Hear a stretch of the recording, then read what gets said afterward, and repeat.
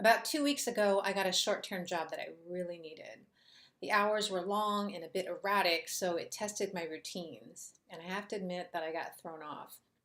In video 5, I talked about maintaining healthy habits and how I use the Don't Break the Chain app to track my daily discards. Well, I broke the chain.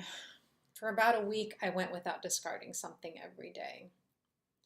I usually dive into self-criticism whenever I slip up, but I'm getting better at forgiving myself. Instead of feeling like I'm a complete failure for breaking the chain and just giving up on daily discards altogether, I've started up again. What's past is past. I can't change it, so I'm going to ground myself again in the present and get back on the wagon sooner rather than later. Because the longer I wait to get back into the routine, the more difficult it's going to be. I'm also going to ask myself, what can I learn from this? I learned that when I know my schedule is about to get a little crazy, doing some prep work ahead of time will help keep me from getting completely thrown off track. I could devote more time before my schedule gets busy to do some extra sorting and purging. For today, I'm tossing out a pair of shoes that I paid over $200 for and hardly wore. The rubber sole on the left shoe has deteriorated over time and cracked. The right one's fine, but I've got 2 feet, so no point in hanging on to the shoes.